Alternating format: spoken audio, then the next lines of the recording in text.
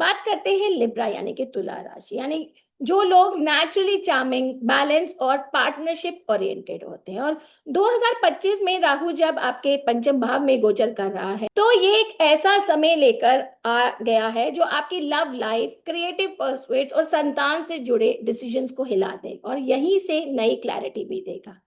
पंचम भाव में हम ज्योतिष में ना हाउस ऑफ इंटेलिजेंस, क्रिएटिविटी और रोमांस कहते हैं। और ये वो जगह है जहां दिल, दिमाग और इंट्यूशन तीनों मिलकर ना डिसीजंस लेती है। और जब राहु यहाँ आता है तो सबसे पहले वो आपकी थिंकिंग पैटर्न को बदलना शुरू करता है। आप अचानक से उन चीजों की तरफ अट्रैक्ट हो सकते हैं जो पहले कभी आपके दिमाग में भी नहीं आई हो।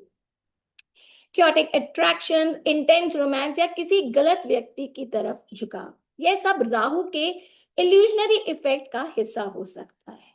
लव लाइफ में ना आप एकदम ड्रीमी, पैशनेट और ओवर इन्वेस्टेड महसूस कर सकते हो, लेकिन कॉशन की भी जरूरत है क्योंकि राहु आपको एक ऐसे इमोशनल डिसीजंस लेने पर मजबूर कर सकता है जो बाद में रिग्रेट में बदल जाए। अगर आप ऑलरेडी रिलेशनशिप में है तो मिसअंडरस्टैंडिंग्स या ट्रस्ट इश्यूज को कामली हैंडल करना बहुत जरूरी होगा। और अगर आप सिंगल हैं तो फ्लर्टिंग और कंफ्यूजन से भरी जो सिचुएशंस को ना लाइटली ना लें। अब आते हैं क्रिएटिविटी पर। राहु यहाँ आपके अंदर ना एक मैड जीनियस अट्रैक्ट कर सकता है।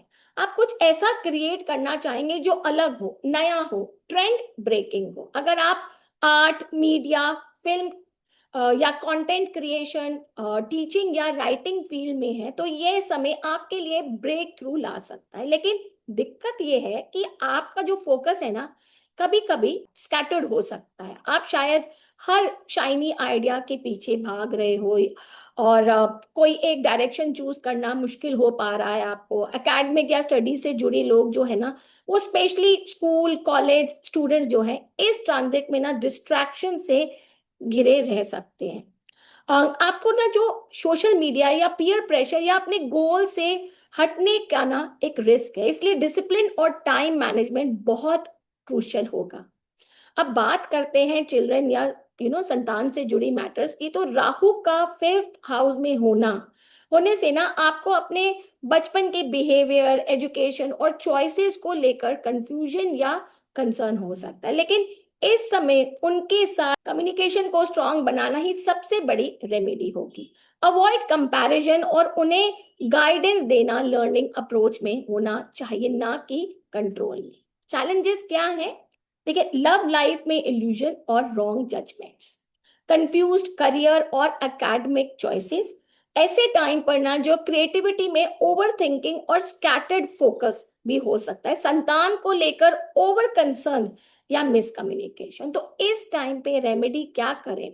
तो हर बुधवार को हरे मूंग और तुलसी के पत्ते दान करें। बच्चों के साथ समय बताएं, उन्हें सुने, उन्हें समझे और हर दिन क्रिएटिव जर्नलिंग करें ताकि आपके आइडियाज ग्राउंडेड रहे। और सबसे जरूरी, किसी भी रोमांटिक या इमोशनल डिसीजन में ना जल्दबाजी ना करें, ठहरे, सोचे और क्लैरिटी से निर्णय लें। तो राहु जब पंचम भाव में जैसे तुला वालों के है तो it's like a genius idea trapped in an emotional storm. अगर सही दिशा में चैनलाइज कर किया जाए है ना, तो ये ट्रांजिट आपको लाइफ को नेक्स्ट लेवल की जो क्रिएटिविटी और पर्सनल ग्रोथ की तरफ ले जा सकता है। बात करते हैं वृश्चिक यानी कि स्कॉर्पियो, जहां पे राहु आपके 4th हाउस में है।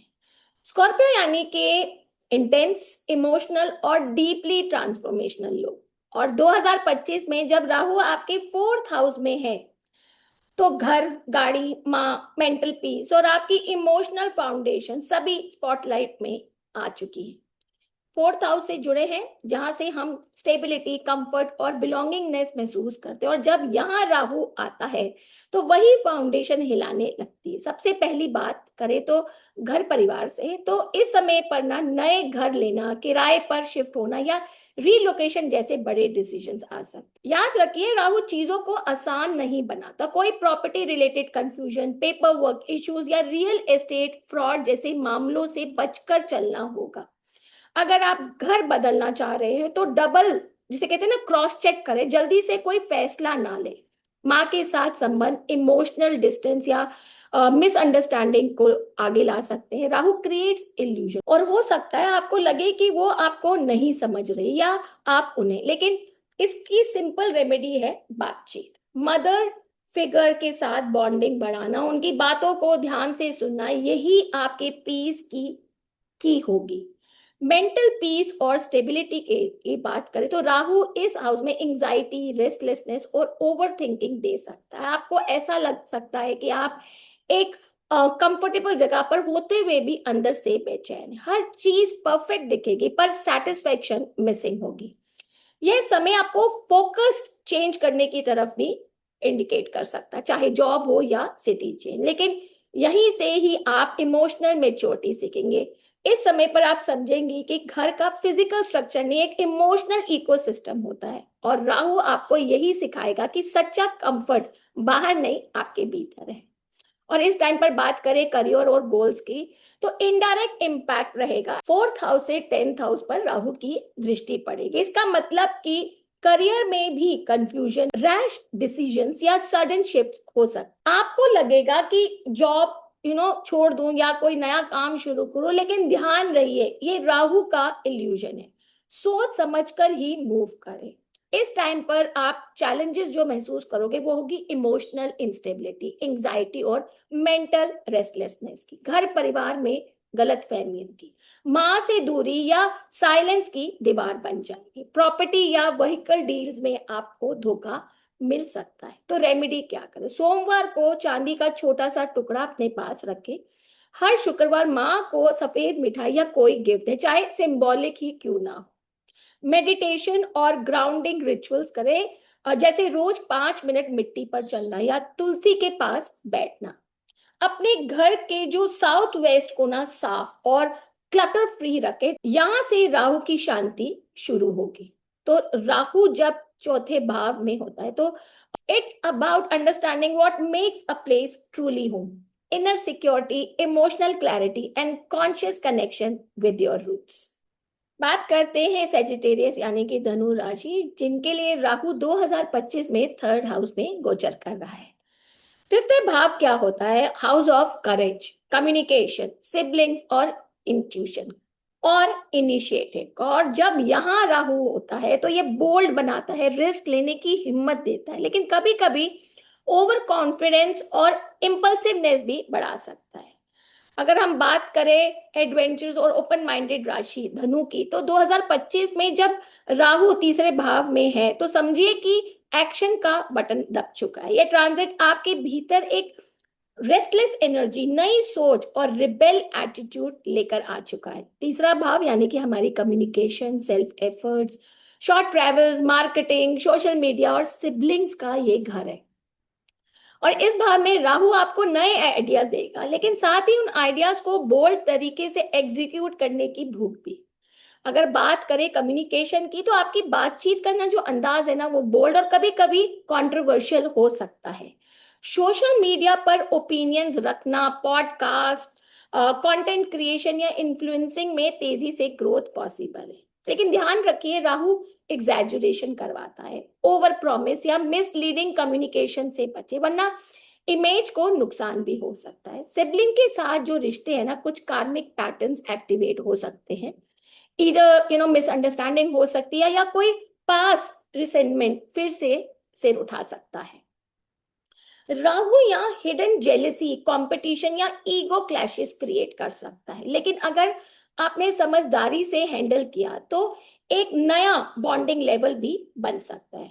और अगर बात करें ट्रैवल और लर्निंग की ना, तो इस दौरान आप छोटी यात्राएं बहुत करेंगे, चाहे बिजनेस के लिए हो या पर्सनली। ऑनलाइन लर्निंग, नए स्किल्स, कंटेंट क्रिएशन या कोई नया कोर्स, ये सब एक्सप्लोर करने की ना एक स्ट्रॉन्ग अर्ज आएगी। राहु आपको डिजिटल दुनिया का ना किंग बना सकता है अगर आपने अपने कम्युनिकेशन और इंटेग्रिटी के साथ उसे यूज किया। लेकिन इस टाइम पर ना कॉशन भी है, अगर आप किसी नए वेंचर, रिस्की आइडियाज या बोल्ड एक्शन में खुद को झोंक सकते हैं ना, तो बिना पूरी स्ट्रैटेजी के ओवर कॉन्फिडेंस और ईगो ड्रिवन रिस्क से ना बचना होगा। राहु यहाँ आपको हीरो बना सकता है या हाइप में फंसा भी सकता है। चैलेंज क्या आ सकता है इस टाइम पर? बोल्ड बातें जो बाद में रिग्रेट बना जाए, ईगो क्लैशेस विद सिबलिंग या अपने जो हमारे सहकर्मी उनके साथ हो जाए, फेक फॉलोअर्स या सोशल मीडिया ऑब्सेशन बढ़ सकता है। बिना स्ट्रेटेजी के इम्पल्सिव डिसीजंस आप ले सकते हैं। तो रेमेडी क्या करें? हर मंगलवार को लाल मसूर की दाल और गुड़ का दान करें। छोटे भाई बहनों को कोई हेल्प या सपोर्ट दे बिना एक्सपेक्टेशन के। मोबाइल और सोशल मीडिया से हफ्ते में एक दिन डिटॉक्स करें। हर सुबह 5 मिनट बोलने से पहले सोचें और ब्रीदिंग एक्सरसाइज की प्रैक्टिस करें। राहु जब तीसरे भाव में आता है तो it turns you into a bold communicator and a risk taker. बस ये याद रखें कि जो शेर दहाड़ता है उसे शिकार की टाइमिंग भी समझनी होती है। बात करते हैं मकर यानी कि कैप्रिकॉर्न राशि, जिनके लिए राहु 2025 में सेकेंड हाउस में गोचर कर रहा है।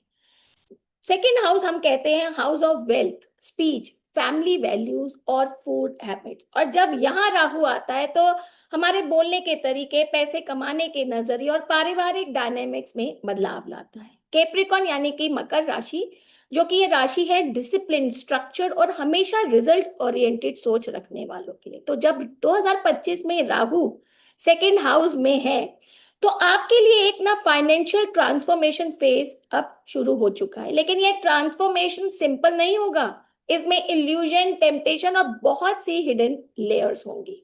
और सबसे पहले बात करें फाइनेंस की, तो इस गोचर में ना राहु यहाँ आपको अनकन्वेंशनल तरीकों से पैसे कमाने की ओर खींचेगा। Share market, crypto, digital product जैसे नए स्रोतों से अर्निंग के रास्ते खुल सकते हैं। आपको पैसा अचानक और तेजी से भी मिल सकता है, लेकिन उतनी ही तेजी से फिसल भी सकता है अगर लालच आ गया तो। राहु कहेगा कि शॉर्टकट्स ले लो, लेकिन आपको ये याद रखना है कि राहु टेस्ट भी करता है। लीगल लूपहोल्स, अनएथिकल रूट्स और क्विक रिच ट्रैप से बचे, वरना नुकसान होगा। और इस टाइम पर बात करें स्पीच और कम्युनिकेशन स्टाइल की, तो जब दूसरे भाव जो होता है ना हमारी स्पीच को दर्शाता है, और जब राहु यहाँ आता है तो इंसान चार्मिंग बोलता है, लेकिन कभी कभी हार्श भी। आपको तो सरकास्टिक या मैनिपुलेटिव भी आप बन सकते हैं बिना आप महसूस किए, लेकिन सोच समझ कर बोले, क्योंकि आपके शब्द इस समय पावर रखते हैं या पॉइजन भी बना सकते हैं। फैमिली डायनेमिक्स में भी ना इस टाइम पर आप लोग जो बदलाव है वो एक्सपीरियंस करेंगे। फैमिली के साथ कम्युनिकेशन गैप हो सकता है, कुछ ऐसी बातें निकलेंगी जो पहले दब गई थी और अब सामने आ सकती हैं। राहु यहाँ कुछ कार्मिक फैमिली इश्यूज को भी ना एक्टिव कर सकता है, जैसे इनहेरिटेंस हो गया या कोई पुराने ग्रजेस या प्रॉपर्टी से जुड़े मैटर्स। इस टाइम पर आपको अपने खाने पीने में भी ना बहुत चेंजेस दिखेंगे, क्रेविंग बढ़ेगी, जंक, स्पाइसी और जो स्ट्रेंज टेस्ट के लिए। राहु यहाँ ना माइंडलेस ईटिंग देता है, इमोशनल हंगर को भरने के लिए। लेकिन अगर आप अवेयर रहें तो आप अपनी डाइट, वॉइस और हेल्थ को एक नए स्तर पर रिफाइन कर सकते हैं। तो इस टाइम पर ना चैलेंज क्या आ सकता है? लालच और गलत धन के रास्ते की टेम्पटेशन, वर्ड से किसी को हर्ट कर देना, चाहे इंटेंशन ना हो, फैमिली में जो पुराने मुद्दों का रिसर्फेसिंग, और ईटिंग डिसऑर्डर्स या ग्रोथ इम्बैलेंस। तो इस टाइम पर रेमेडी क्या करें? हर शनिवार को गरीबों को खाने का दान करें, विशेषकर काले चने और नमक। रोज बोलने से पहले ना 10 सेकंड रुके, क्या ये शब्द हीलिंग देंगे या चोट? और शाम को तुलसी या शिवलिंग के पास दीपक जलाएं और अपने थ्रोट चक्रा को ना बैलेंस करें। और इस टाइम पर फाइनेंशियल प्लानिंग में एक एथिकल मेंटर या गाइड से सलाह जरूर लें। याद रखिए, राहु जब सेकेंड हाउस में पावर देता है, स्पीक ऑन एंड इन्फ्लुएंस, पर सवाल यह है कि क्या आप इस शक्ति को वाइसली यूज कर पाएंगे या इसमें खो जाएंगे। एक्वेरियस यानी कि कुंभ राशि में जहां 2025 में राहु आपके लगन में आ चुका है, तो समझ लीजिए ये ट्रांजिट आपके पूरे जीवन की जो दिशा, पर्सनालिटी और आइडेंटिटी को ना शेक और रीशेप करने वाला है। जो फर्स्ट हाउस होता है ना वो आपकी identity, physical appearance, mind, self expression और जीवन को देखने का नजरिया। और जब इल्यूजन और डिजायर का ग्रह राहु यहाँ आता है तो सब कुछ बदलता है, बाहर से भी और भीतर से भी। देखिए, कुंभ राशि यानी सबसे विजनरी, रिबेलियस और फ्यूचर ओरिएंटेड थिंकर्स की राशि। और जब राहु 2025 में आपके लगन में गोचर कर रहा है तो इस समय आपकी आइडेंटिटी खुद रिडिफाइंड होने वाली है। इस गोचर को आप खुद को अलग तरीके से ना देखने लगेंगे। आपकी जो पर्सनालिटी शिफ्ट होगी, जो पहले आप नहीं थे अब वही बनना चाहेंगे। राहु यहाँ आप कौन है इस सवाल का जवाब तलाशने लगता है, और कई कई बार तो इस तलाश में ना ऐसे डिसीजंस ले सकते हैं जो शॉकिंग लगे, खुद के लिए और दूसरों के लिए भी। आप सडनली ना पब्लिक में आने लगते हैं, फेम मिल सकता है या एक नई इमेज क्रिएट हो सकती है। आपको अलग दिखना, अलग सोचना और अलग रास्ता अपनाना बहुत नेचुरल लगेगा, लेकिन यही राहु की ट्रिक भी है जो आपको यूनिक बनाने के नाम पर रियल सेल्फ से दूर कर सकता है। इस टाइम पर ओवर थिंकिंग और सेल्फ एब्सेशन की बात करें तो जब राहु लगन में व्यक्ति को ना बहुत ज्यादा सेल्फ फोकस बना सकता है, और जैसे मिरर में खुद को ही बार बार देखना, दूसरों से खुद की तुलना करना या कांस्टेंट सेल्फ डाउट में रहना, एक मोमेंट में सुपर कॉन्फिडेंट और दूसरे मोमेंट में ना एंशियस या स्विंग बहुत कॉमन रहेगा। आपको लगेगा मैं खुद को प्रूव करना चाहता हूं या चाहती हूँ, लेकिन यह प्रूविंग जो टेंडेंसी है ना कभी कभी टॉक्सिक कंपटीशन या रॉन्ग इमेज बिल्ड के जाल में फंसा सकती है। इस टाइम पर जो डिजिटल पर्सोना और पब्लिक इमेज में भी ना ये राहु यहाँ आपके पब्लिक इमेज पर जबरदस्त फोकस करेगा।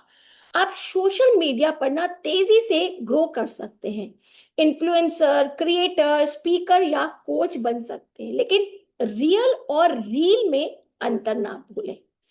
इस टाइम पर न्यू एवेन्यूज ओपन होंगे, आप न्यू आइडेंटिटी एडॉप्ट कर सकते हैं, नए बिजनेस, नया रोल या नया career path. Sudden attraction towards occult, astrology, psychology या टेक बेस्ड फ्यूचरिस्टिक थिंकिंग बढ़ सकती है। डिजायर उठेगी मैं कुछ बनूं।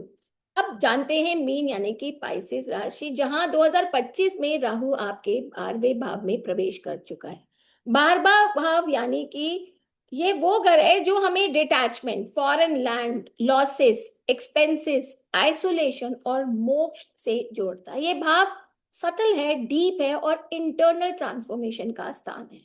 और जब राहु जैसा मायावी और एम्बिशियस ग्रह की एंट्री यहाँ होती है तो अंदर बाहर दोनों तरफ का गेम बदलने लगा। मीन राशि वालों, आप वैसे भी एक ना इंट्यूटिव, ड्रीमर और डीपली इमोशनल साइन, और 2025 जब राहु आपके 12वें भाव में यानी उस जगह जहां हमारी आत्मा को विश्राम मिलता है या फिर जहां हम खुद से भागने की कोशिश करते हैं, यह गोचर बहुत गहरा और रहस्यमय है। एक तरफ आप स्पिरिचुअलिटी की ओर खींच सकते हैं और दूसरी तरफ आपको ऐसा आकर्षण या इल्यूजन्स भी हो सकता है जो आपको भटका सकता है, जैसे कि विदेशी यात्रा, विदेशी काम या फॉरेन क्लाइंट से जुड़े अवसर है ना वो बढ़ेंगे। ऑनलाइन या हिडन इनकम सोर्स जैसे फ्रीलांसिंग हो गई, क्रिप्टो हो गई या एआई टेक बेस्ड काम में रुचि बढ़ सकती है। मेडिटेशन, इनर हीलिंग, आइसोलेशन, ये सब कुछ अपीलिंग लग सकता है। आप ड्रीमी वर्ल्ड में ज्यादा रहेंगे, लेकिन ल्यूसिड ड्रीमिंग, एस्ट्रल प्रोजेक्शन जैसी चीजें भी ट्रिगर हो सकती हैं। पर ध्यान रखिए, राहु यहाँ दिखाता है पर असली में ऐसा होता नहीं। आप स्पिरिचुअलिटी के नाम पर किसी फेक गुरु या कल्ट में फंस सकते, या फिर इमोशनल एस्केपिज्म मतलब प्रॉब्लम से भागकर जैसे नेटफ्लिक्स, ओवर स्लीपिंग, एडिक्शन में डूब सकते हैं। ऑल्सो बार बार भावना हॉस्पिटल, जेल या कंफाइनमेंट का भी होता है, तो हेल्थ को लाइटली ना ले। मेंटल हेल्थ इज की एंग्जाइटी, ओवर थिंकिंग या इमोशनल विड्रॉल जैसे पैटर्न बढ़ सकते हैं। इस टाइम पर आप लोग देखेंगे जो आपको चैलेंजेस आएंगे ना वो एक्सेसिव ऑनलाइन आइसोलेशन या एस्केपिज्म के होंगे, बैड स्लीप पैटर्न्स होंगे, इंसोम्निया, खर्चे बढ़ सकते हैं, पता ही नहीं चलेगा कब पैसा आया और कहाँ चला गया। किसी सीक्रेटिव अफेयर्स या ऑनलाइन ट्रैप में फंसने का खतरा भी बढ़ सकता है। रेमेडी क्या करें? हर शनिवार को नीले फूल जल में प्रवाहित करें, ये राहु और सबकॉन्शियस दोनों को शांत करता है। मेडिटेशन को डिसिप्लिन में रहें, रोज 11 मिनट कैंडल मेडिटेशन करें, एक दिन हफ्ते में बिना स्क्रीन टाइम डिजिटल फास्ट करिए। ये आपकी सोल को रीबूट करेगा। और ओम केतुए नमः का जाप करें, क्योंकि राहु के लिए केतु बैलेंस फोर्स है। नाइट टाइम जर्नलिंग शुरू करें, रोज सोने से पहले ना 5 मिनट लिखे आज मैंने क्या सीखा। राहु जब 12वें भाव में आपको अंदर से ना मुक्त कराना चाहता है, पर उसके लिए आपको खुद के शैडो से आंख मिलानी होगी। नमस्कार, एस्ट्रोनॉमी के साथ जुड़ने के लिए धन्यवाद।